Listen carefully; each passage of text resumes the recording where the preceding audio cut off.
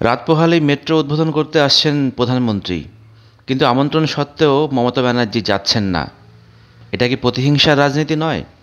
এইভাবে কি রাজ্যকে তিনি পিছিয়ে দিচ্ছেন না? চলুন পুরো প্রতিবেদনটা দেখে নিই।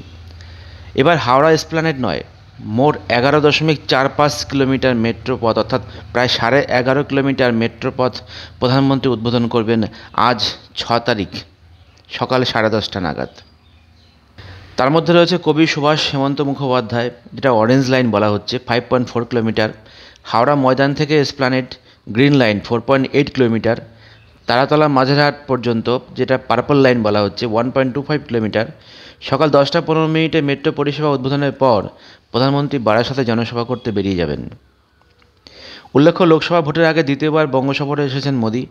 জনসভা ছাড়াও মেট্রো উদ্বোধন করবেন তিনি।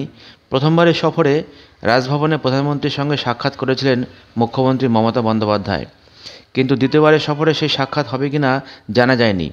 তবে মেট্রো উদ্বোধনে আমন্ত্রণ থাকা সত্ত্বেও মুখ্যমন্ত্রী যে সেখানে যাবেন না সেটা কিন্তু পরিষ্কার করে জানিয়ে দেওয়া হয়েছে। বলা হয়েছে যে মুখ্যমন্ত্রীর নাকি অন্যান্য কাজ রয়েছে। যেখানে প্রধানমন্ত্রী ভারতবর্ষের একটা গুরুত্বপূর্ণ প্রজেক্ট উদ্বোধন করতে আসছেন, কলকাতার যানজট কমানোর জন্য একটা বিরাট বড় পদক্ষেপ, সেই পদক্ষেপকে সমর্থন না করে তিনি তার পাশ কাটিয়ে বেরিয়ে যাচ্ছেন। 2014 সালে নরেন্দ্র মোদী কেন্দ্রে ক্ষমতায় আসার পর থেকে প্রতিহিংসার রাজনীতি চালিয়ে গিয়েছেন মমতা ব্যানার্জি, এবং সেই প্রতিহিংসার রাজনীতির জন্য কিন্তু রাজ্য বিভিন্ন প্রজেক্ট থেকে বঞ্চিত হয়েছে। সেন্ট্রাল গভর্নমেন্ট দিতে চাইছে, কিন্তু রাজ্য সরকার সেগুলোকে নিতে চাইছে না। তার একটা জ্বলন্ত উদাহরণ হচ্ছে আয়ুষ্মান ভব প্রকল্প। এই আয়ুষ্মান ভব প্রকল্প কিন্তু দীর্ঘদিন আটকে রেখেছিলেন। তারপর কিন্তু শেষে জনরোষের সামনে মাথা নত করে সাময়িকভাবে তিনি বাধ্য হয়েছেন এটাকে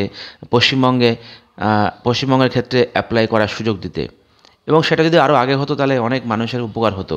কিন্তু এরকম বহু প্রজেক্ট, বহু প্রকল্পের ক্ষেত্রে তিনি প্রধানমন্ত্রীর পাশে না দাঁড়িয়ে, কেন্দ্র সরকারের পাশে না দাঁড়িয়ে তিনি কিন্তু সবসময় রাজনীতি করে চলেছেন। এই রাজনীতির জন্য কিন্তু রাজ্যের অনেক প্রকল্প আমাদের হাত থেকে বেরিয়ে গিয়েছে বা হতে দেরি হচ্ছে।